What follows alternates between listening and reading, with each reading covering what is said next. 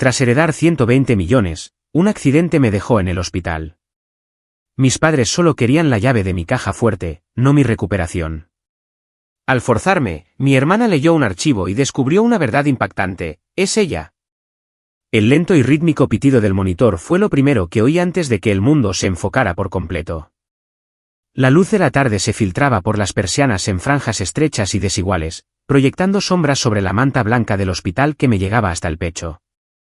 Podía saborear el antiséptico en el fondo de mi garganta y sentir la rigidez de la gasa pegada a mi hombro. Era ese tipo de silencio que no reconforta, demasiado limpio, demasiado ensayado, como la pausa en una conversación antes de que alguien dé malas noticias. Carmen, la enfermera que solo había conocido en fragmentos entre la sedación y el agotamiento, apareció con su forma de trabajar tranquila y deliberada. Revisó la vía intravenosa, echó un vistazo a los monitores y luego me miró directamente a los ojos. Tus signos vitales están estables. Tus padres ya suben, dijo, como si supiera que ese hecho conllevaba su propio tipo de impacto. Asentí, aunque se me encogió el estómago. Sobrevivir al accidente era una cosa. Sentarme frente a Beatriz y Ricardo mientras estaba conectada a máquinas era otra. Antes del accidente, tenían una forma de tomar cualquier momento, bueno o malo, y recentrarlo en torno a su versión de lo que importaba. Recordé la llamada de Raquel 2 horas antes del accidente, su voz enérgica pero cálida. Tengo noticias sobre el patrimonio de tu abuelo. Deberíamos vernos en persona. Había salido de casa con esa frase dándome vueltas en la cabeza, imaginando cómo se lo diría a mis padres. Pero ahora, tumbada en una cama de hospital, no podía quitarme la sensación de que la conversación sería diferente a como la había imaginado. La puerta se abrió sin llamar. Beatriz entró primero, sus tacones resonando contra el linóleo, sus ojos recorriendo la habitación como si estuviera catalogando los muebles. Ricardo la siguió, su mirada fija en la pequeña bolsa de plástico con objetos personales sobre el mostrador, cartera, teléfono, un llavero con una mezcla de latón y acero opaco. Vinimos tan pronto como pudimos, dijo Beatriz, aunque su tono era neutro, no cálido. No preguntó por el dolor ni por las tomografías. ¿Dónde está la llave de la caja de seguridad de tu abuelo? Sus palabras aterrizaron más afiladas que cualquier aguja intravenosa. Parpadeé una vez, estabilizando mi voz. Qué bueno verte a ti también, mamá. Ricardo dio un paso adelante, su tono más suave, pero con el mismo mensaje. Es importante que la guardemos en un lugar seguro. Has pasado por mucho. Las palabras de un mentor flotaron en mi mente: cuando la gente te muestra quiénes son, créeles a la primera. Asimilé su urgencia, su falta de curiosidad por cualquier cosa que no fuera esa llave. El accidente no fue el shock. Esto sí lo era. La tengo, dije simplemente, sin ofrecer más. Intercambiaron una mirada, del tipo que es menos de acuerdo y más de cálculo. Decidí en ese momento mantenerme firme en silencio. Dejar que ellos llenaran el espacio. Dejar que pensaran que estaba demasiado aturdida por la medicación para defenderme. Carmen regresó, ajustando los monitores con una concentración que parecía diseñada para darme un escudo momentáneo. Mis padres se acercaron a la ventana, susurrando en voz baja. Incluso sin oír las palabras, su lenguaje corporal hablaba de impaciencia, de estrategia. La vibración en mi manta fue sutil pero insistente. La pantalla de mi teléfono, atenuada, se iluminó con un torrente de notificaciones. Cuando salieron para atender una llamada, lo alcancé. El chat del grupo familiar, Familia Primero, estaba vivo con mensajes. Valeria, mi hermana, había enviado una lista con viñetas.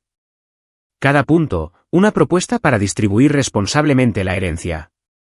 Otro primo había intervenido. Si no sale de esta, todo se vuelve mucho más fácil. Seguido de una cadena de emojis riendo. Nadie lo corrigió. Nadie preguntó cómo estaba.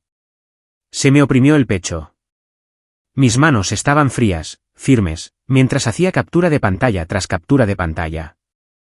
Las reenvié a una dirección de correo electrónico segura que guardaba exactamente para este tipo de cosas. Esto no era shock, era confirmación. Cuando mis padres regresaron, ya había guardado el teléfono en el cajón. Parecen muy seguros de mi dinero, dije a la ligera. Beatriz ladeó la cabeza, fingiendo confusión. No sé de qué hablas. Los analgésicos pueden hacerte imaginar cosas, añadió Ricardo, con una expresión de preocupación paternal que no llegaba a sus ojos. Sonreí levemente. Quizás. O quizás solo estoy prestando atención. Hay un viejo dicho, engáñame una vez, es tu culpa. Engáñame 2 veces, es mi culpa. No pensaba darles una segunda oportunidad. Carmen me miró por encima del monitor, su expresión neutra, pero su mirada firme. Un reconocimiento silencioso de que había visto y oído lo suficiente para entender. La puerta se abrió de nuevo y entró Raquel. Su presencia era un tipo diferente de oxígeno, mesurada, intencionada. Me saludó cálidamente, sorteando la tensión como si hubiera atravesado habitaciones más pesadas. Me gustaría tener unos minutos a solas con mi clienta, dijo, su tono no dejaba lugar a negociación. Beatriz y Ricardo intercambiaron una mirada aguda, del tipo que la gente comparte cuando reconoce un obstáculo. Raquel esperó hasta que la puerta se cerró. Se inclinó hacia mí, su voz baja. Hay algo sobre la herencia que necesitas saber. Pero no aquí. No necesité más explicaciones. Ahora entendía lo que estaba en juego. El accidente no me había roto. Había despojado la última capa de pretensión, dejando el campo de batalla a la vista. Mientras los pasos de mis padres se desvanecían por el pasillo, apreté la manta con más fuerza, mi mente ya moviéndose 3 pasos por delante. Volverían, y vendrían con una nueva táctica. La puerta se abrió suavemente y entró Raquel, con su portafolio de cuero firmemente sujeto bajo el brazo. El aire cambió al instante. Incluso el pitido constante del monitor pareció ralentizarse. Las posturas de mis padres se tensaron. Vi las comisuras de la boca de Beatriz contraerse mientras intentaba sonreír. No esperaban que trajera nada oficial esa noche. Eso era obvio. Elena, saludó Raquel cálidamente, su voz lo suficientemente suave como para que yo sintiera su peso tranquilo y deliberado.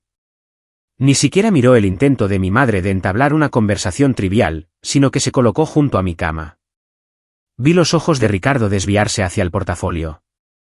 Aquel pequeño maletín marrón bien podría haber sido un arma cargada en medio de esta habitación. Raquel puso una mano tranquilizadora en la barandilla de la cama. Lo que voy a decir, comenzó, su tono bajo pero inamovible, cambiará todo. Miré de su rostro al de mis padres. Los ojos de Beatriz se entrecerraron ligeramente, como un gato observando una puerta abrirse a una habitación desconocida. Casi podía oír la pregunta no formulada en sus mentes.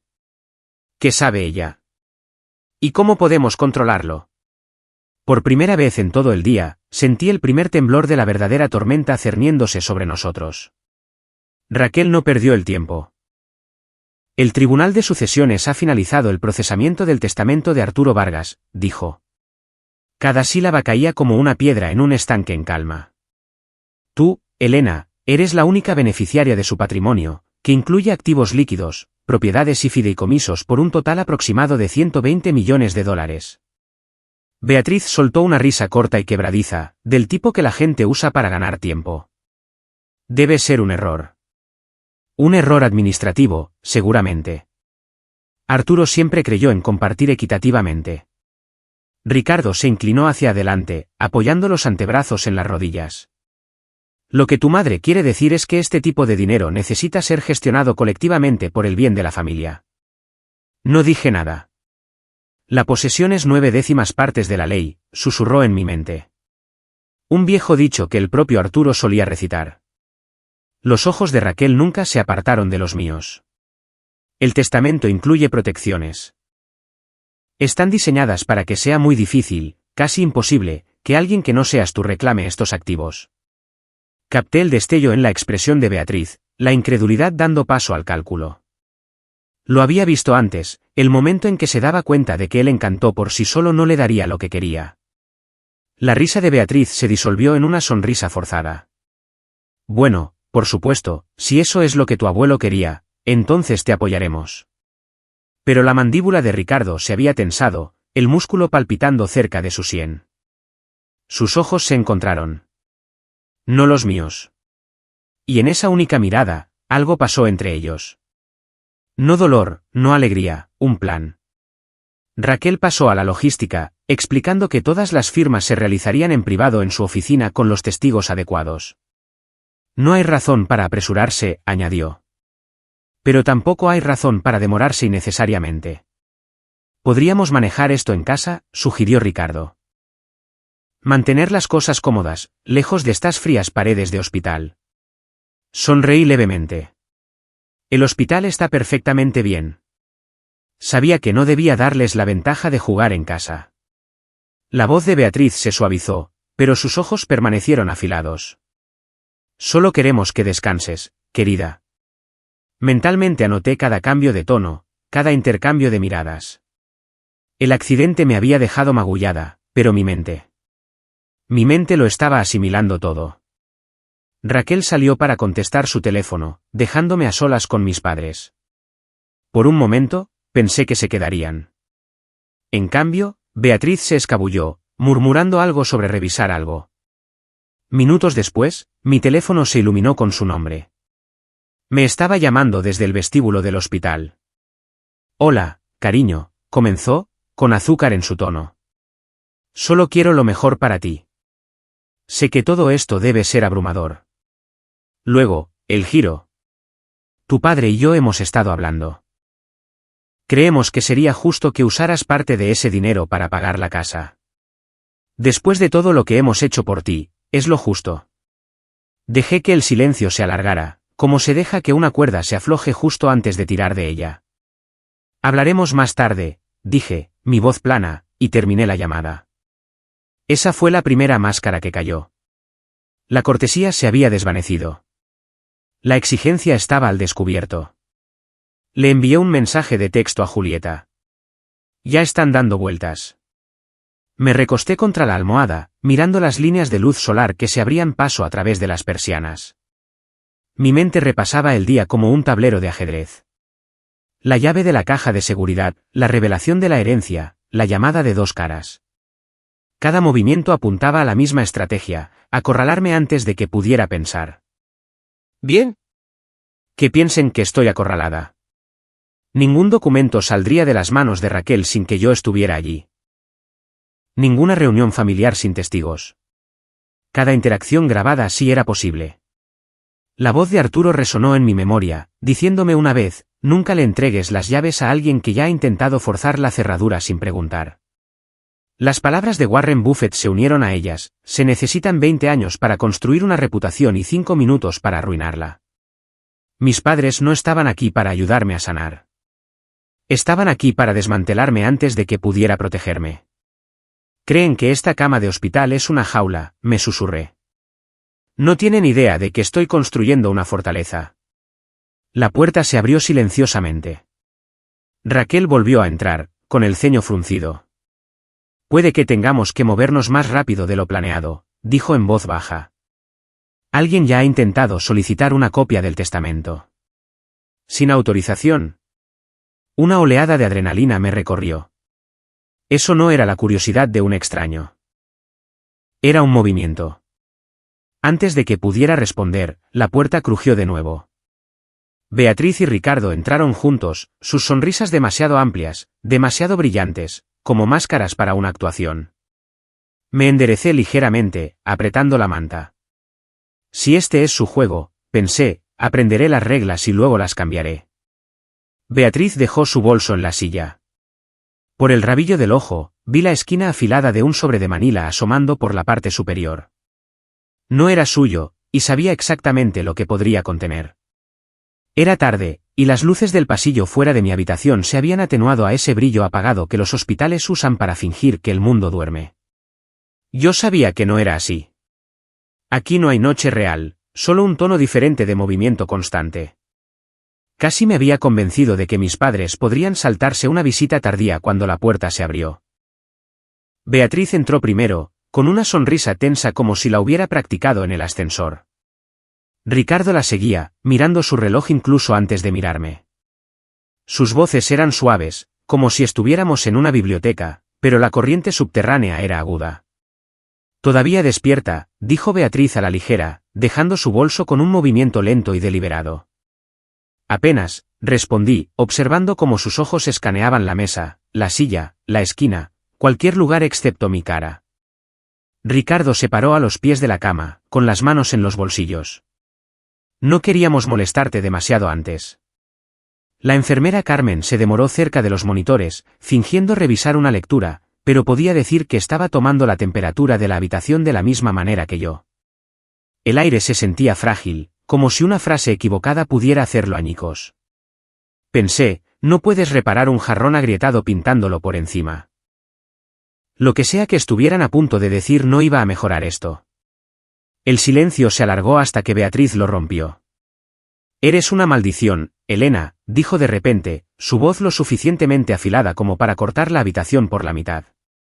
Todo lo malo que le ha pasado a esta familia comenzó contigo. Mi pulso se ralentizó en lugar de acelerarse. Ricardo, quizás sintiendo que el golpe fue demasiado directo, añadió en un tono más suave, los problemas simplemente parecen seguirte, cariño. Siempre ha sido así. El bolígrafo de Carmen se detuvo en su portapapeles, y por un momento, incluso el zumbido de la máquina pareció detenerse. Los miré fijamente. Sobreviví a un accidente hoy, y eso es lo que eligen decir. Ninguno de los dos se inmutó. En ese momento, entendí con perfecta claridad. El accidente no era la herida que tardaría más en sanar. Era esto, ser despojada hasta convertirme en una historia que pudieran contar una y otra vez hasta que todos la creyeran. Carmen ajustó la manta a mi lado con un cuidado que tenía más que ver con anclarme que con consolarme. Necesito un poco de agua, dijo Beatriz después de una pausa, dirigiéndose hacia la puerta. Ricardo la siguió. Cuando se fueron, Carmen se volvió hacia mí. No te merecías eso, dijo en voz baja. Lo sé, le dije, manteniendo la voz firme. Por dentro, sin embargo, estaba guardando las palabras. No puedes cambiar el viento, pero puedes ajustar las velas, solía decir mi abuelo. Planeo hacer exactamente eso. Cogí mi teléfono y escribí un mensaje rápido a Julieta. Lo dijo en voz alta frente a un testigo. Luego lo puse boca abajo, memorizando la expresión en el rostro de Carmen. Algo entre preocupación y resolución. Este momento sería tanto una cicatriz como un arma. Más tarde, el teléfono vibró de nuevo. El nombre de Valeria iluminó la pantalla con una serie de imágenes, capturas de pantalla de otro chat grupal en el que no estaba. Las abrí. Una por una, vi cada cosa mala que me había pasado alineada como evidencia, el trabajo que perdí durante la fusión, el accidente de coche de hace 3 inviernos, la boda que me perdí por neumonía. Cada elemento seguido de comentarios, burlas de algunos, acuerdos santurrón de otros. Y luego la línea final de un primo que siempre había sido cuidadoso con las palabras, está maldita. Papá y mamá tenían razón. Lo leí 2 veces, no porque no lo entendiera, sino porque quería sentir lo frío que era. Mi pulso era constante. Mi respiración mesurada mientras guardaba cada imagen en una carpeta oculta llamada seguro. Esto no era un desacuerdo. Era una guerra narrativa coordinada. La puerta se abrió de nuevo. Regresaron con vasos de papel con agua, sus expresiones restablecidas a una neutralidad educada. ¿Descansaste un poco?, preguntó Beatriz, su voz suave. Un poco, dije, mi tono ligero, sin darles nada extra. Ricardo asintió. Eso es bueno. La curación lleva tiempo. Respondí con una conversación trivial. Cada respuesta reducida al mínimo. Cuanto menos les diera, más llenarían con sus propias suposiciones. No iba a darles la satisfacción de una reacción visible. Las palabras de Eleanor Roosevelt me vinieron a la mente: nadie puede hacerte sentir inferior sin tu consentimiento. No iba a firmar ese formulario de consentimiento esta noche. Dejar que pensaran que no me afectaba. El exceso de confianza hace que la gente sea descuidada. El teléfono de Ricardo sonó. Salió al pasillo para atender la llamada. Pude oír fragmentos, documentos. Antes de que ella. Aún no firmado, antes de que la puerta se cerrara. Carmen se acercó, deslizando una pequeña nota adhesiva en mi bandeja. En ella, con una letra pulcra, estaba su número personal. Si necesitas un testigo, llámame, susurró. Asentí, guardándola en el cajón. Por primera vez en horas, un destello de esperanza me reconfortó. No todos estaban comprando la historia que vendían. Beatriz se inclinó para enderezar la manta. Volveremos a primera hora de la mañana, dijo con una sonrisa que no llegó a sus ojos. Los vi irse, el pasillo tragándose sus voces, y me susurré, mañana empiezo a darle la vuelta a esto. La puerta se abrió a las 6 en punto, el sonido del pomo girando me sacó del ligero sueño que había conseguido después de una noche inquieta. Las persianas seguían casi cerradas. La habitación estaba iluminada por delgadas y renuentes franjas de luz de la madrugada. No hubo llamada, solo la silenciosa invasión del espacio a la que me había acostumbrado desde el accidente. Valeria estaba en el umbral, con una gran carpeta de manila en la mano, su expresión tan plana como el pasillo incoloro detrás de ella. Beatriz la seguía de cerca, impecable como siempre, con Ricardo a su lado. El aire entró con ellos, frío y decidido. Esto no era una visita. Era una reunión. No me saludaron. No realmente. La boca de Valeria se curvó en algo parecido a una sonrisa, pero no llegó a sus ojos. «Estás despierta», dijo como si importara. Carmen, que acababa de empezar su turno de mañana, rondaba junto a los monitores. No se movió hacia la cama, pero se quedó lo suficientemente cerca para captar lo que estaba a punto de suceder. Permanecí en silencio. El primero en hablar en una negociación a menudo pierde, me recordé. Les dejé estar allí, en su disposición cuidadosamente orquestada, esperando su primer movimiento. Valeria se adelantó, sacando un fajo de papeles de la carpeta. El leve susurro del documento sonó más fuerte de lo que debería en la quietud de la habitación. «Esto es solo para asegurarnos de que las cosas se manejen mientras te recuperas», comenzó Beatriz.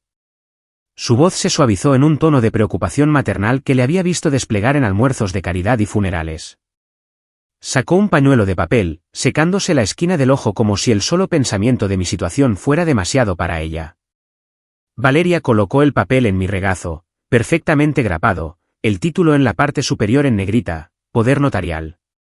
Ricardo se inclinó ligeramente, su dedo tocando la línea de la firma. «Firma esto, y podrás concentrarte en descansar.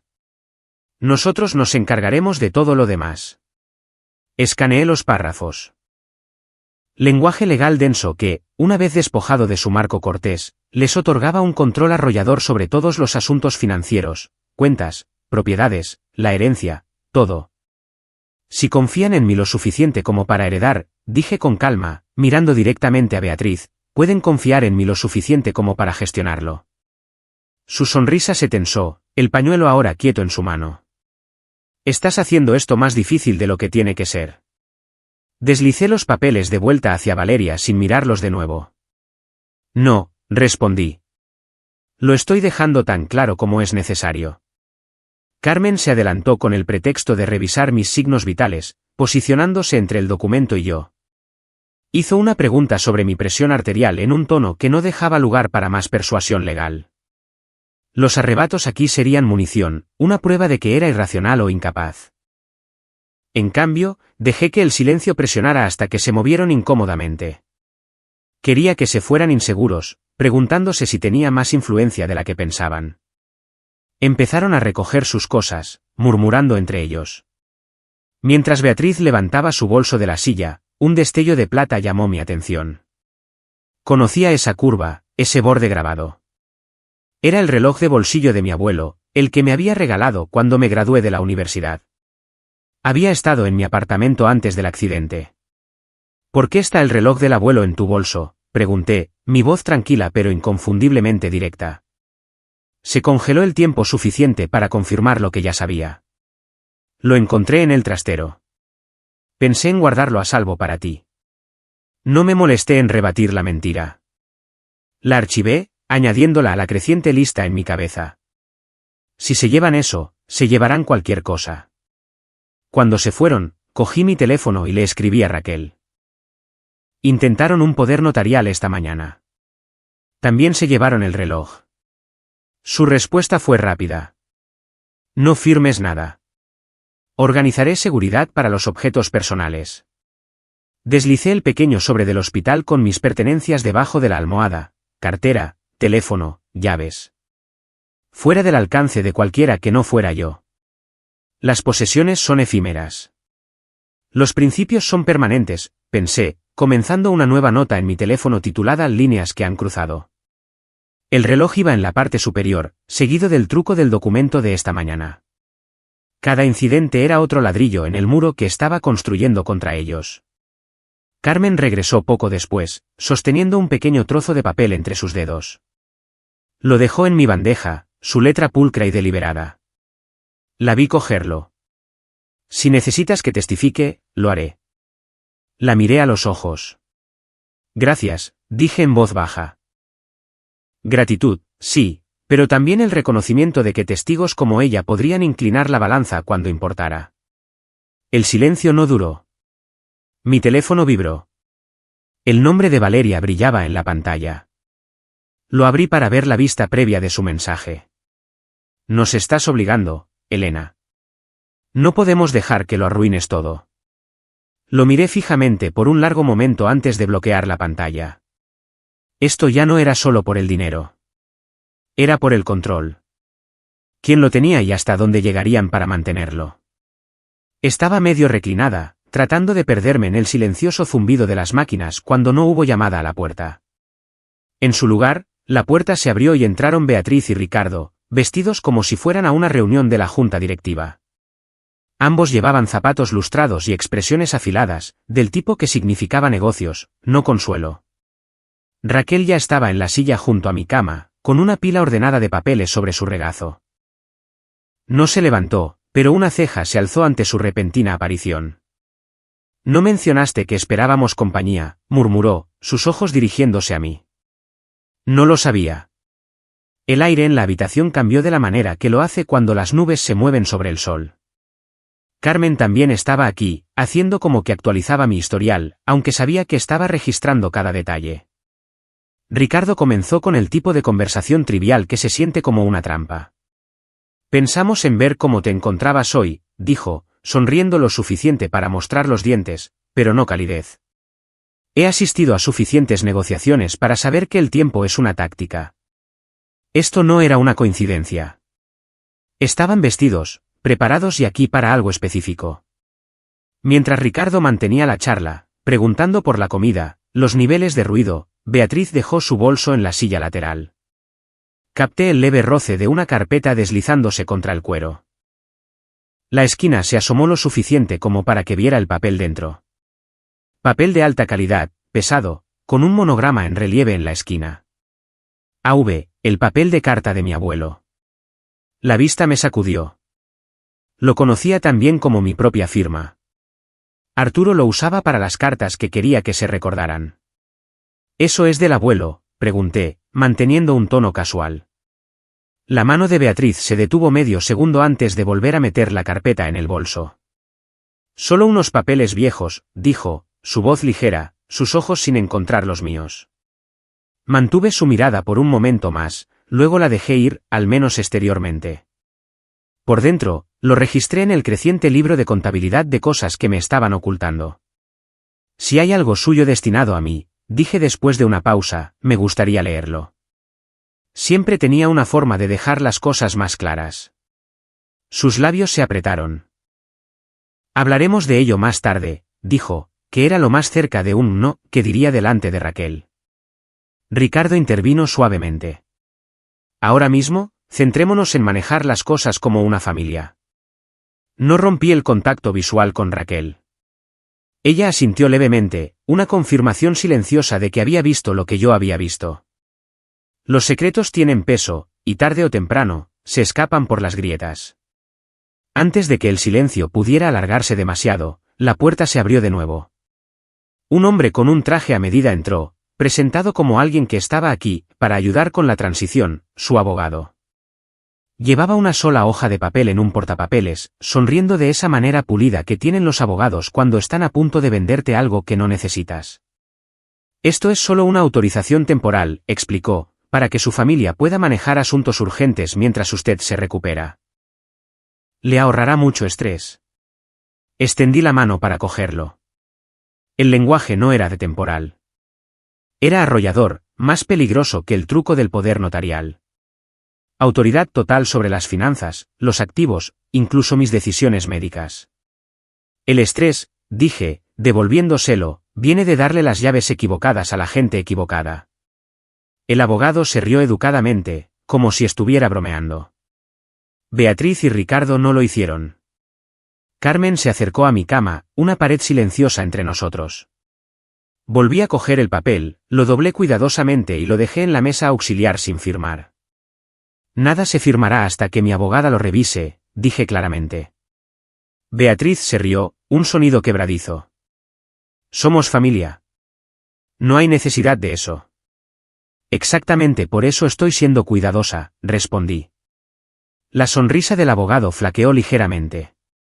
La de Raquel no. Si acaso, parecía estar reprimiendo su aprobación. Mantuve mi tono nivelado, sin darles ningún arrebato que pudieran tergiversar en mi contra. El momento pasó, pero la tensión no. Mientras empezaban a recoger sus cosas, lo vi de nuevo. Esa ligera mirada que Beatriz lanzó hacia su bolso, el que contenía lo que ahora estaba segura era una carta de Arturo. Cuando la puerta se cerró detrás de ellos, Raquel se inclinó. Hablaremos esta noche, en privado. Asentí, recostándome en las almohadas, la imagen de ese papel con monograma grabada en mi mente. Si Arturo me escribió, podría explicar por qué yo era la única heredera y por qué estaban trabajando tan duro para arrinconarme. Mi teléfono vibró después de que se fueran. Un mensaje de Julieta iluminó la pantalla. Creo que encontré algo en el viejo estudio del abuelo. Llámame. La habitación pareció agudizarse a mi alrededor. Lo que sea que tuviera, no iba a permanecer enterrado, y yo tampoco. La mañana fue la primera en días que no comenzó con el sonido de las voces de mis padres entrando en mi habitación antes del amanecer.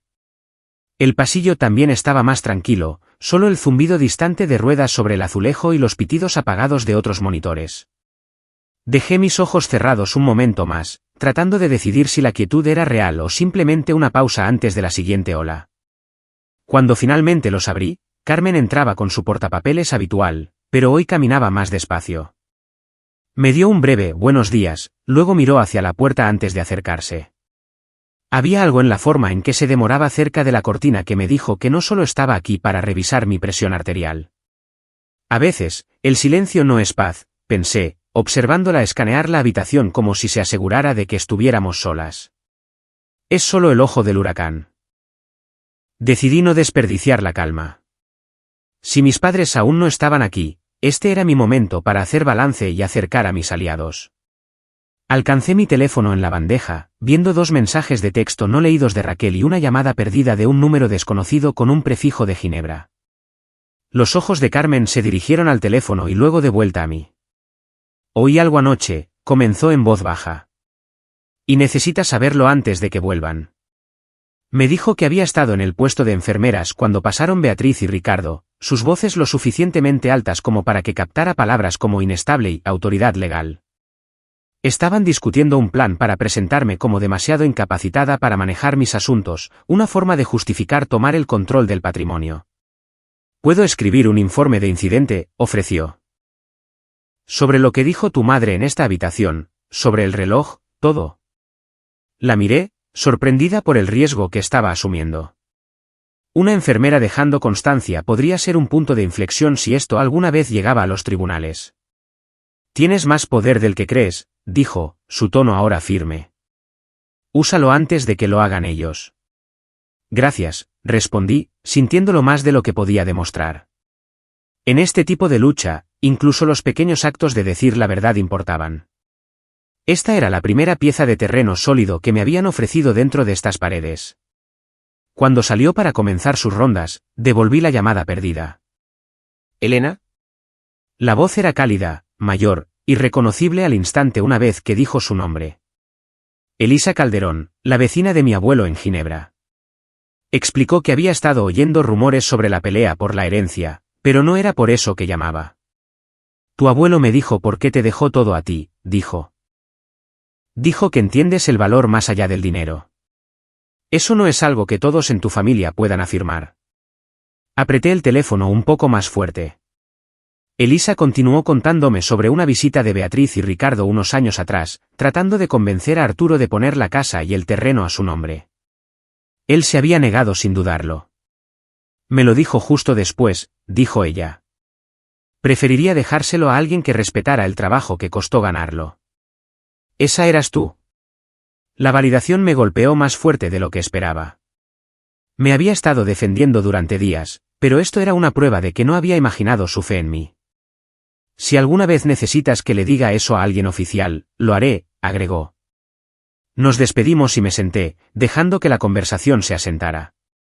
Entre el informe de Carmen y el testimonio de Elisa, los contornos de mi defensa, y quizás más que una defensa, comenzaban a tomar forma. Están reescribiendo la historia, pensé. Pero el abuelo me escribió en la verdad mucho antes de esto. Le envié un mensaje de texto a Raquel sobre la oferta de Elisa. Su respuesta llegó rápido. Cada testigo importa. Asegúralos pronto. En mi cabeza, comencé a trazar la red.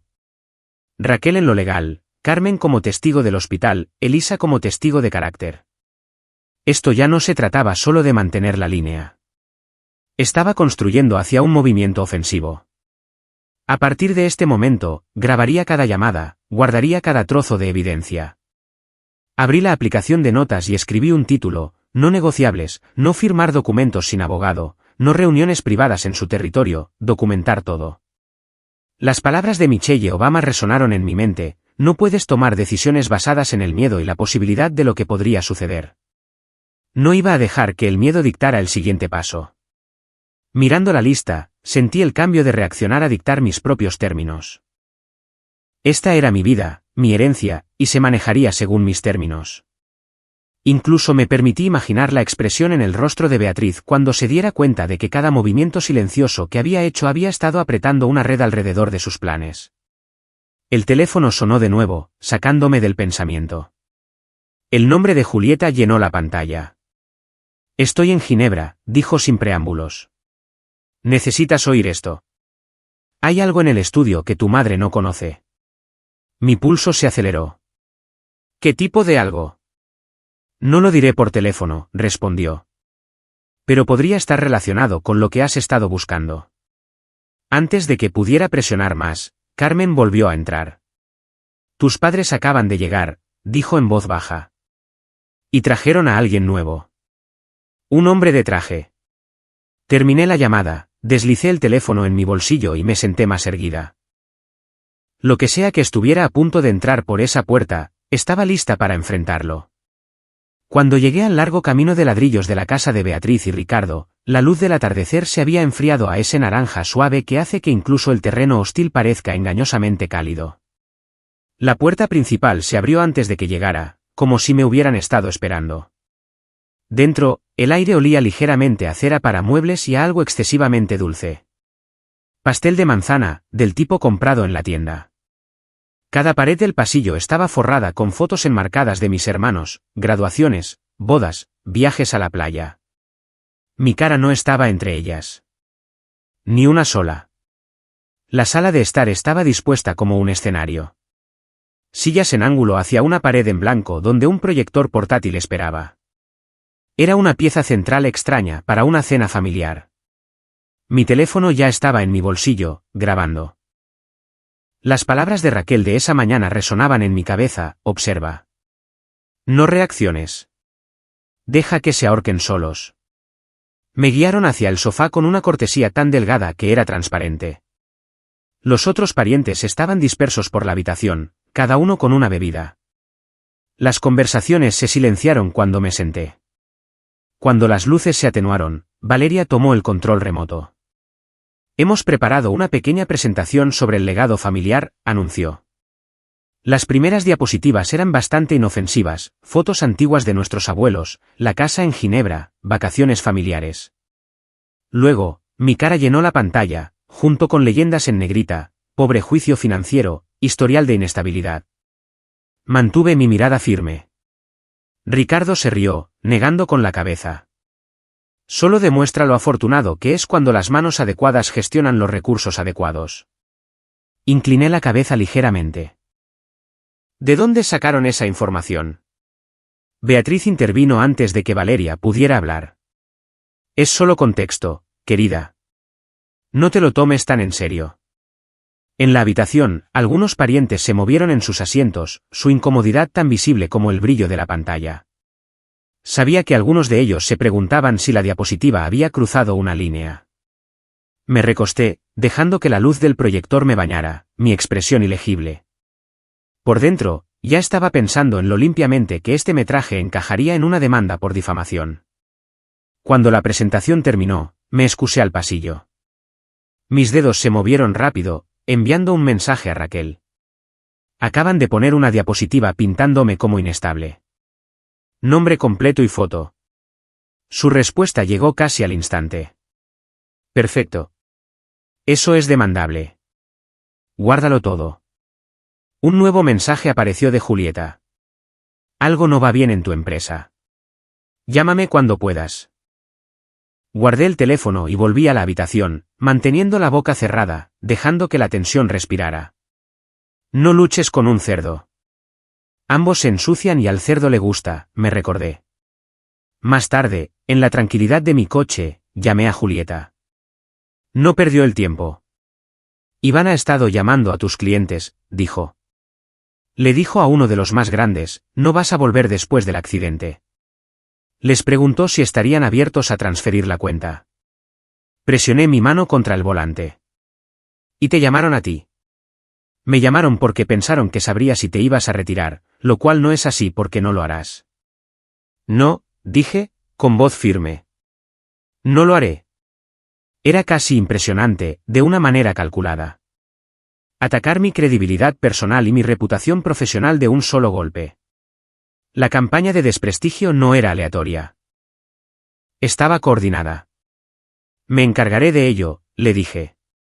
Cuando llegué a casa, abrí mi portátil y le escribí a Raquel un correo electrónico detallado, la presentación de diapositivas, las leyendas exactas, el comentario de Ricardo y el relato de Julieta sobre la interferencia de Iván. Adjunté el archivo de vídeo de mi teléfono. Su respuesta, testigo del hospital más difamación familiar más interferencia laboral igual a fuerte ventaja. Sigue recopilando. A continuación, redacté un breve mensaje para mi red profesional. Calmado, factual y completamente en mis términos. Expliqué que me estaba recuperando, que seguía activa en todos mis compromisos y que cualquier consulta sobre mi retiro era falsa. Controla la narrativa antes de que escriban el final. Pulsé enviar y sentí el cambio. Por primera vez en este lío, estaba jugando en mi propio campo. La cena terminó sin otro ataque abierto. Recogí mi abrigo, dirigiéndome a la puerta. Beatriz me interceptó, sus labios curvándose en esa sonrisa practicada. Espero que hayas disfrutado del espectáculo. La miré a los ojos. ¿Lo hice? Guardaré una copia. Afuera, el aire era fresco. Del tipo que te despierta. Al alejarme, me di cuenta de que la lucha había trascendido el dinero. Se trataba de mi nombre, mi vida, y no iba a entregar ninguna de las dos. Mi teléfono sonó, un número desconocido. Respondí, y una voz de hombre se oyó. Tenemos que vernos. Sé lo que tu abuelo quería que encontraras. El día comenzó con un mensaje de Raquel antes de que hubiera tocado mi bandeja de desayuno. La reunión del Consejo Municipal de esta noche estará abarrotada. Han estado movilizando a la gente. Tenemos que estar preparados. Dejé la bandeja a un lado y cogí mi teléfono, reproduciendo el vídeo de la diapositiva difamatoria de la supuesta cena familiar. Luego leí de nuevo el mensaje de Julieta sobre Iván socavándome en el trabajo. Las dos piezas encajaban perfectamente en el mismo rompecabezas. Esto no era solo una disputa familiar. Era una campaña.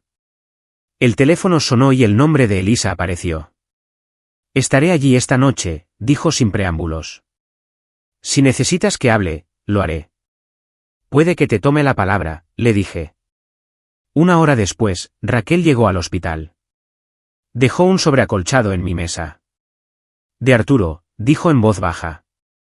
El matasellos tenía fecha de semanas antes de su muerte. Lo giré en mis manos, sintiendo el peso de lo que podría contener. Pero no rompí el sello. Todavía no. Si quieren una audiencia, pensé, deslizándolo en mi bolso, les daré una actuación que nunca olvidarán. Por la noche, el centro comunitario de Ginebra zumbaba como una colmena.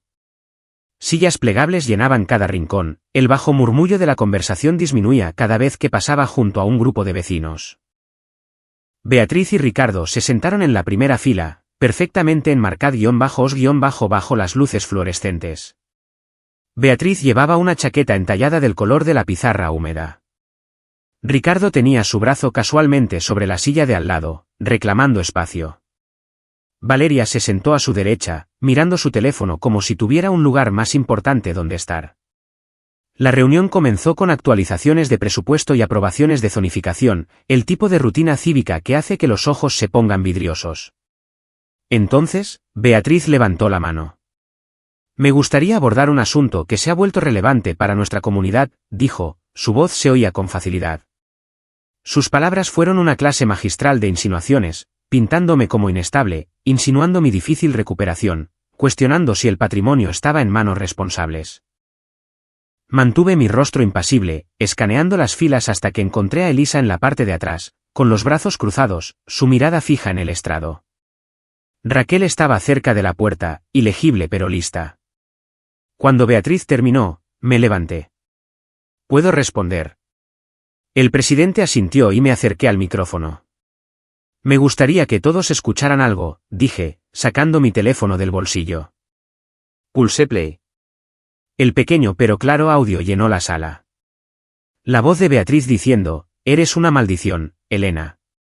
Todo lo malo que le ha pasado a esta familia comenzó contigo. Luego el silencioso acuerdo de Ricardo. El aire cambió. Los susurros se ondularon como el viento sobre la hierba alta. Dejé que el silencio se extendiera, luego dije, así es como hablan cuando creen que nadie está escuchando. Por el rabillo del ojo, vi a Valeria congelarse. Iban inclinándose hacia adelante como si fuera a levantarse. Beatriz abrió la boca, pero el presidente del consejo levantó una mano. Ella tiene la palabra. Metí la mano en mi bolso y saqué el sobresellado. Mis dedos se deslizaron bajo la solapa. El sonido del papel rasgándose fue fuerte en la quietud. Era la letra de Arturo, fluida y segura. Lo leí en voz alta, elogios a mi integridad, las horas que había pasado ayudándole con la propiedad, su confianza en mi juicio. Luego la línea que hizo que la mandíbula de Beatriz se tensara, como se había negado a poner la casa o el terreno a su nombre y al de Ricardo debido a una conducta pasada inconsistente con la administración. Cuando terminé, doblé la carta una vez y la volví a meter en el sobre. El abuelo sabía la verdad mucho antes de hoy. Elisa se levantó entonces, su voz firme. Contó a la sala cómo Arturo había hablado de su decisión, lo orgulloso que estaba de dejar su legado a alguien que lo valoraba. Desde el fondo, la voz de Carmen intervino. Yo estaba en la habitación del hospital cuando la llamaron maldición. También vi cómo se llevaban el reloj de reliquia. Los murmullos crecieron, una marea cambiante de percepción. Les di las gracias a ambas, no por defenderme, sino por defender la verdad. Raquel ya estaba escaneando a la multitud, catalogando reacciones como una consultora de jurado. Beatriz y Ricardo estaban sentados rígidamente ahora, su confianza anterior agotada. Cuando la reunión se levantó, la gente se me acercó en fila. Apretón de manos, palabras en voz baja, algunos asentimientos firmes. Afuera, el aire de la noche era cortante. Raquel caminaba a mi lado. Esta noche hemos cambiado las tornas, dijo, pero no se retirarán en silencio. Llegué a mi coche justo cuando un todoterreno oscuro pasó, disminuyendo la velocidad hasta que la ventanilla tintada bajó una pulgada. Una voz de hombre salió del interior sombreado. Estás haciendo enemigos peligrosos. Luego desapareció, sus luces traseras tragadas por la oscuridad. Me quedé allí un momento, el corazón firme, no por calma, sino por certeza. Esto acababa de escalar más allá de la política familiar. Me desperté en mi apartamento con el olor a café que venía de la cocina. La reunión de Ginebra se repetía en mi mente como un resumen de los mejores momentos, las caras cambiando cuando se reprodujo la grabación, la onda expansiva en la multitud cuando se leyó la carta de Arturo. Por un momento, hubo alivio. Tenía a la comunidad de mi lado, pero el alivio no duró mucho. Nunca dura cuando sabes contra quién te enfrentas. El mensaje de Julieta todavía estaba fijado en la parte superior de mis textos. Llámame cuando estés lista. Elisa había enviado uno más corto. Te manejaste perfectamente. Los leí 2 veces antes de dejar el teléfono. Ganar una batalla no termina la guerra. Solo cambia el terreno. Raquel me había dejado un mensaje de voz tarde anoche. Su voz era tranquila pero cortante. Tenemos que reunirnos esta mañana. En privado. Trae tus notas sobre los testigos y todo lo que tengas de las últimas 48 horas. Había estado construyendo esa lista durante días. Testigos, grabaciones, cada error que Beatriz y Ricardo habían cometido. Extendí los papeles sobre la mesa de café, subrayando los huecos, anotando las vulnerabilidades. Para cuando llegó Raquel, el café se había acabado y mi sala de estar parecía el búnker de un estratega. Dejó una bolsa de papel con pasteles en el mostrador y una carpeta gruesa sobre la mesa.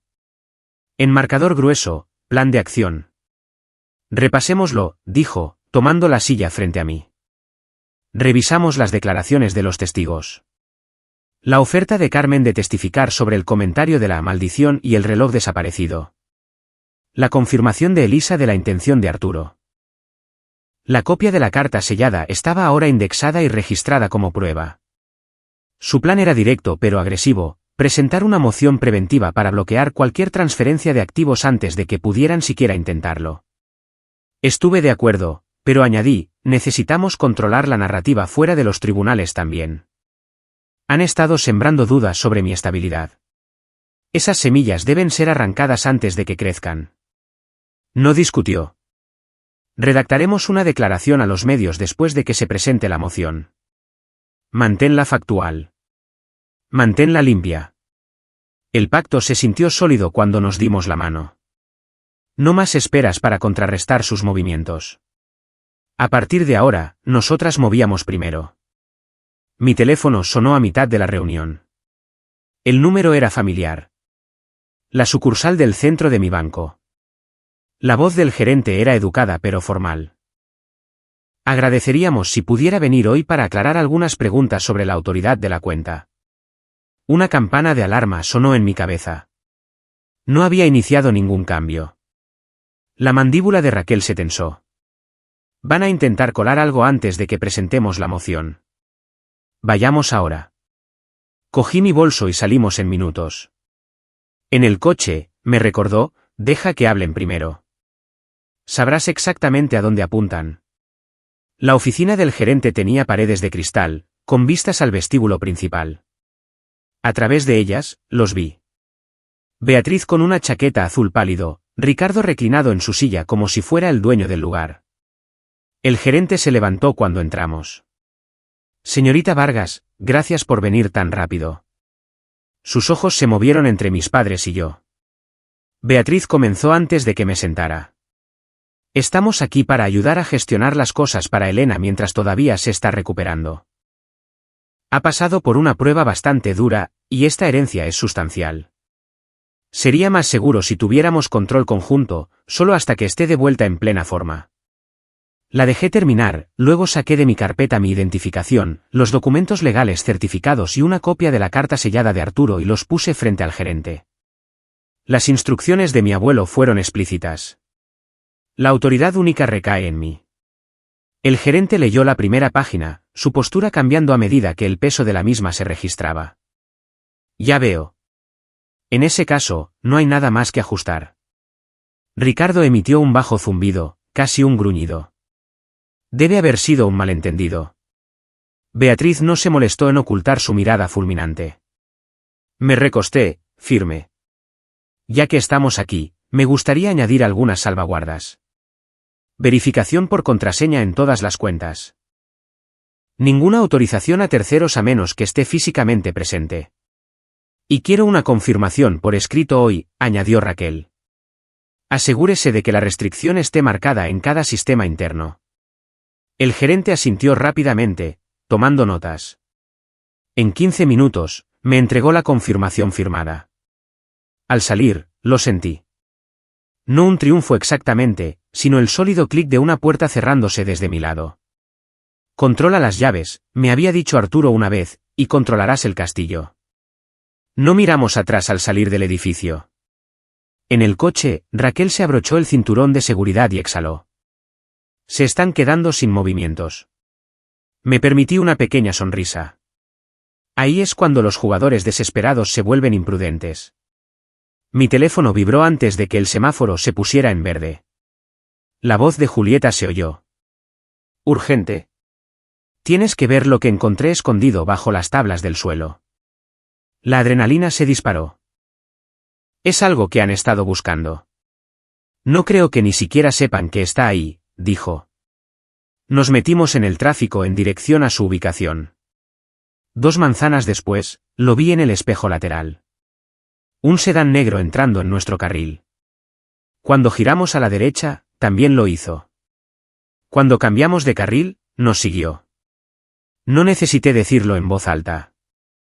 Raquel lo vio en el espejo al mismo tiempo que yo.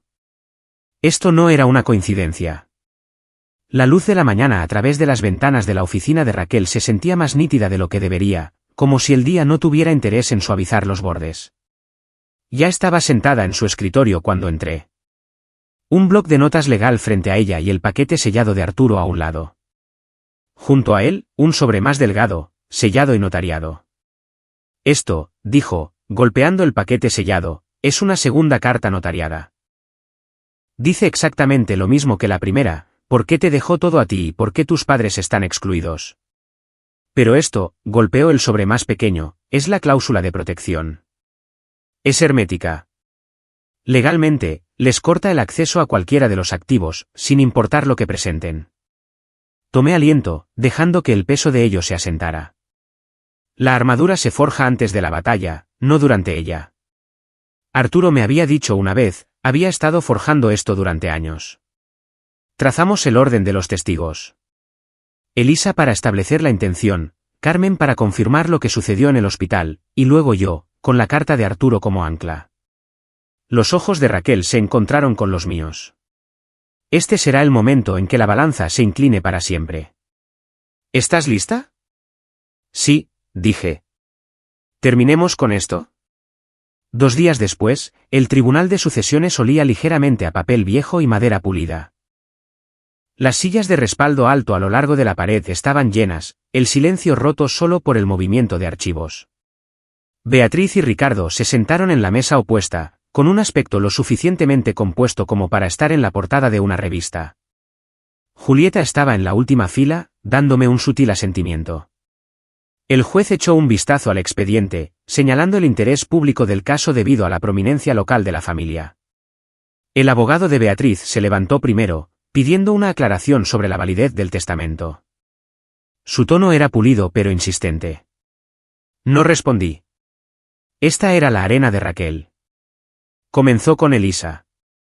La vecina caminó con paso firme hasta el estrado, juró y habló sin dudar sobre las palabras de Arturo. Como había dicho, entendía el valor más allá del dinero, como había rechazado la petición de mis padres de poner la casa a su nombre. Carmen la siguió. Su testimonio fue tranquilo, incluso clínico, mientras describía el comentario de la maldición en el hospital y el momento en que vio que le quitaban el reloj de mis pertenencias. El abogado de Beatriz intentó sugerir que había oído mal o malinterpretado, pero Carmen no se inmutó. Sé exactamente lo que vi, y sé lo que oí, dijo. El juez tomó notas, escuchando sin interrupción. Cuando Raquel me miró, supe que era el momento. Subí al estrado con la carta sellada en la mano. El papel se rasgó limpiamente al abrirlo. Mi voz fue firme mientras leía las palabras de Arturo. Elogios a mi integridad, relatando el trabajo que habíamos hecho juntos en la propiedad. Su certeza de que preservaría lo que él había construido. Luego vino la advertencia, su instrucción explícita de que Beatriz y Ricardo no debían interferir basándose en una conducta pasada inconsistente con la administración. La sala estaba en silencio, excepto por mi voz. Beatriz miraba al frente, con la mandíbula apretada. Ricardo se movió en su asiento, sus ojos fijos en cualquier lugar menos en mí. Cuando terminé, doblé la carta, la puse en la mesa de pruebas y pensé, esto no es solo mi victoria. Es su voz hablando desde el más allá. Raquel se levantó de nuevo, sosteniendo el sobre más pequeño. Señoría, esta es una cláusula de protección firmada y notariada por Arturo Vargas. Prohíbe expresa e irrevocablemente a Beatriz y Ricardo ejercer cualquier control, reclamo o autoridad sobre el patrimonio o sus activos. Murmullos de asombro recorrieron la sala. Incluso las cejas del juez se levantaron. Raquel expuso su fuerza legal, cómo se adelantaba a las impugnaciones, cómo bloqueaba el patrimonio más allá de su alcance. El juez escaneó el documento, luego levantó la vista. Parece que esto resuelve el asunto de manera concluyente. Desde donde estaba sentada, pude ver el cambio en la expresión de Beatriz, el desafío dando paso a algo más cercano a la resignación.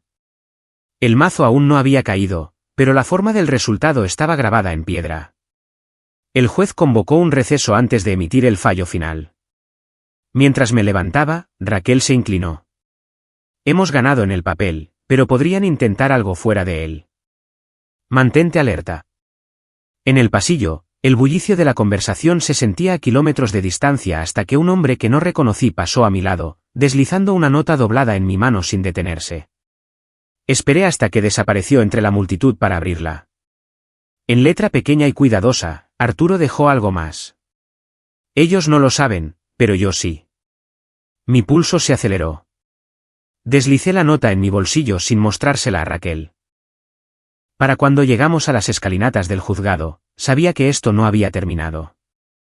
El campo de batalla simplemente se había movido. La mañana llegó tranquila, del tipo de quietud que se siente deliberada. Salí a mi balcón, Chicago se extendía bajo un cielo pálido, los edificios capturando el primer destello de luz solar. El aire era fresco, impregnado de ese ligero olor metálico que precede al despertar completo de la ciudad. Desde aquí, la distancia entre donde había comenzado, débil, conectada a monitores en una cama de hospital, y donde estaba ahora, parecía casi imposible. La supervivencia había sido la primera victoria. Pero la libertad, ese era el verdadero objetivo. En la encimera de mi cocina estaba la nota doblada del extraño fuera del juzgado. La había leído una vez, lo suficiente para ver la dirección en Ginebra, pero la dejé estar. Eso no era para hoy. Hoy se trataba de cortar los últimos hilos financieros que me unían a Beatriz y Ricardo. Raquel llamó puntualmente. Estamos listos para las 2 en la sala de reuniones. Terreno neutral. Perfecto, dije. Sin ventaja de local para nadie. No necesitaba decir más. Ambas sabíamos lo que estaba en juego. A primera hora de la tarde, entraba en la sala de conferencias con paredes de cristal que Raquel había elegido. Ella ya estaba allí, apilando documentos cuidadosamente etiquetados, terminaciones finales de cuentas conjuntas, eliminación de escrituras de propiedad CEO firmadas, los últimos vestigios de lazos legales compartidos. Tomé asiento a su lado. Estamos listas entonces, respondió, deslizando un bolígrafo hacia mi lado de la mesa. La puerta se abrió. Beatriz entró primero, su perfume precediéndola, seguida de Ricardo con un blazer azul marino. Las comisuras de su boca se curvaron en esa media sonrisa practicada. Parecían esperar una negociación, no un cierre. Julieta se sentó en el extremo más alejado, con los brazos cruzados. Aquí como mi testigo silencioso. Raquel comenzó sin ceremonias. Estos documentos separarán permanentemente todos los intereses financieros y de propiedad entre Elena y sus padres. Una vez firmados, no habrá cuentas conjuntas, ni activos compartidos, ni autoridad sobre las propiedades del otro. Beatriz se recostó, cruzando las manos. ¿No crees que es un paso drástico? Podríamos llegar a un acuerdo que sea mutuamente beneficioso, añadió Ricardo. Estás hablando de quemar puentes, Elena. La familia no hace eso. Les dejé hablar, escuchando mientras agotaban sus ángulos, suplicando, razonando, insinuando obligaciones. Cuando finalmente se detuvieron, tomé el primer documento. Firmé lentamente, mi bolígrafo firme, encontrando los ojos de Beatriz cuando lo levanté. Esto no es venganza, dije. Es autopreservación. Sus labios se afinaron. Ingrata. La lealtad, respondí con calma, se gana, no se hereda. Una por una, las firmas se estamparon. El representante del banco al final de la mesa recogió cada página, sellando e inicialando. Estos cambios son efectivos de inmediato e irreversibles, confirmó. Las palabras golpearon a Beatriz más fuerte que cualquier cosa que yo hubiera dicho. Por primera vez, parecía insegura. Ricardo la miró, pero ninguno habló. Recogí mis copias, las guardé en mi bolso y me levanté. Gracias por venir, dije, mi tono final. Beatriz también se levantó. ¿Todavía podemos hablar de esto? No, dije, educada pero firme. Ya hemos terminado de hablar. Julieta se movió conmigo hacia la puerta, su presencia un escudo silencioso. Afuera, el sol del atardecer me dio en la cara, y sentí que algo se desenrollaba dentro de mí. No es la ausencia de cadenas lo que notas primero. Es la forma en que puedes moverte sin ellas. Raquel se unió a nosotros en la acera. Esta fue la verdadera victoria, dijo en voz baja. De vuelta en mi apartamento, dejé los documentos en el escritorio y comencé a mover muebles, desempacando las últimas cajas del trastero. El espacio se sentía más mío con cada movimiento. En un nuevo estante junto a la ventana, coloqué el reloj de reliquia de Arturo, pulido y haciendo tic-tac suavemente, un recordatorio de dónde venía y por qué había luchado hasta ahora. Saqué mis notas de presupuesto, haciendo ajustes para los proyectos benéficos de los que Arturo y yo habíamos hablado. Los números estaban limpios ahora. Sin pasivos ocultos, sin el nombre de nadie más. Las palabras de Maya Angelou flotaron en mi mente: puedo ser cambiada por lo que me sucede, pero me niego a ser reducida por ello.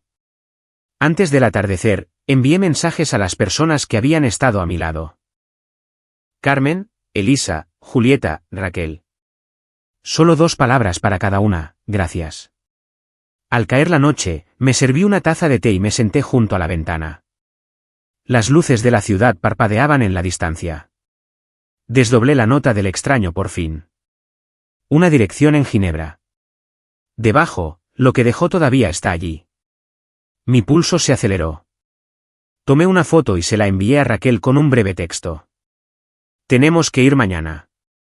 El vapor de mi té se elevaba, desvaneciéndose en la oscuridad. Lo que sea que estuviera en esa dirección podría cambiarlo todo de nuevo. La mañana siguiente amaneció con una niebla baja aferrada al suelo, del tipo que convierte todo en siluetas. Raquel me encontró fuera de mi edificio. Julieta ya estaba en el asiento del pasajero de su todoterreno.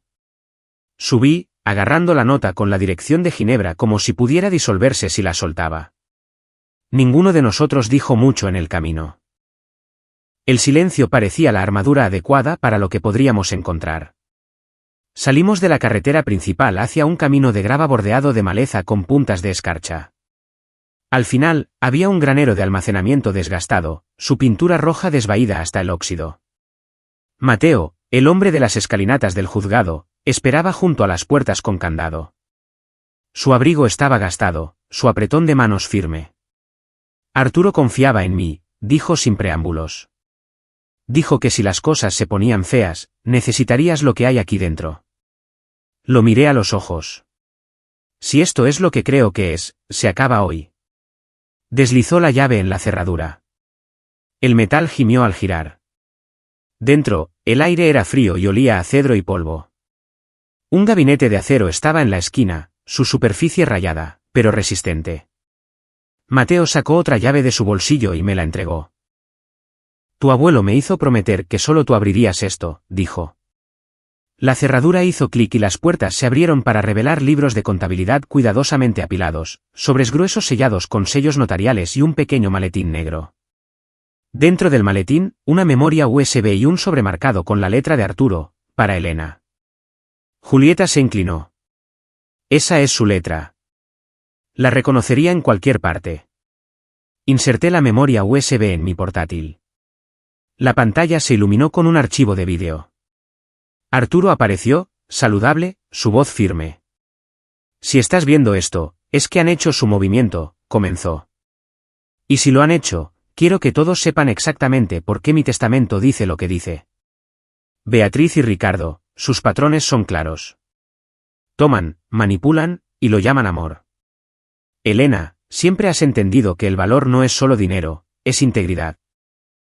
Por eso todo es tuyo. Mateo señaló los libros de contabilidad, contratos firmados, escrituras de propiedad, incluso extractos bancarios, todo respaldando sus afirmaciones, todo notariado. El rostro de Raquel era ilegible, pero su voz era segura. Haremos esto públicamente. Esa tarde, estábamos fuera del juzgado. Raquel había convocado una conferencia de prensa improvisada, del tipo que no puedes ignorar cuando la noticia se extiende rápido en un pueblo como este. Los reporteros se agolpaban bajo el alero, con las cámaras listas. Hablé brevemente, luego pasé el micrófono a un pequeño altavoz portátil conectado a mi portátil. El rostro de Arturo llenó la pantalla, su voz resonando en el aire frío. Este es mi testamento, mi voz y mi elección, dijo en el vídeo. Nadie más tiene el derecho de alterarlo. A mitad de camino, llegaron Beatriz y Ricardo, su paso rápido, pero sus expresiones tensas. Las cámaras captaron cada destello de su reacción. No los miré. Solo dejé que las palabras de Arturo quedaran suspendidas allí. Innegables. Cuando el vídeo terminó, volví al micrófono. Esta es la voz de mi abuelo y su voluntad. Todo lo demás es ruido. Llovieron las preguntas, pero no respondí. En cambio, me di la vuelta, dejando la imagen de ellos, silenciosos, acorralados, grabada en el día. Dentro del juzgado, Raquel presentó la evidencia de inmediato, solicitando un fallo acelerado. El juez, después de revisar los documentos y el vídeo, estuvo de acuerdo. Todos los activos permanecen con la señorita Vargas. Todas las impugnaciones anteriores se desestiman con perjuicio. La cláusula de protección se mantiene. Los ayudantes del sheriff notificaron a Beatriz y Ricardo allí mismo con órdenes de desalojar cualquier propiedad del patrimonio en 48 horas. No hablaron, y por una vez, no sentí la necesidad de llenar el silencio. Esa noche, mi apartamento estaba lleno, pero de la manera correcta. Julieta trajo vino, Carmen y Elisa trajeron comida, y Raquel trajo una sonrisa que nunca le había visto en el tribunal. Comimos en la mesa de mi cocina, con el reloj de Arturo colocado en el centro. Levanté mi copa por Arturo, por ver la verdad antes de que yo pudiera, y por todos ustedes, por estar conmigo cuando contaba. La risa fluyó fácil. Por primera vez en meses, hablamos de cualquier cosa menos de la lucha, películas, viajes, incluso recetas terribles que habíamos probado durante el confinamiento. La mañana llegó con el sonido de la ciudad despertando. Pasé por las escalinatas del juzgado donde todo había comenzado. El kiosco cercano mostraba mi victoria en las portadas. Al final de la calle, había un camión de mudanzas estacionado. Beatriz y Ricardo cargaban cajas, sus movimientos enérgicos. No intercambiamos palabras, solo una larga mirada que decía todo sobre los finales. Mientras me dirigía a mi coche, Mateo apareció de una calle lateral. Arturo estaría orgulloso, dijo. Pero también te diría, no dejes de construir. Sonreí, ya pensando en lo que venía después. No por ellos, no por venganza, sino por mí. Habían intentado escribir mi historia. Yo tomé el bolígrafo.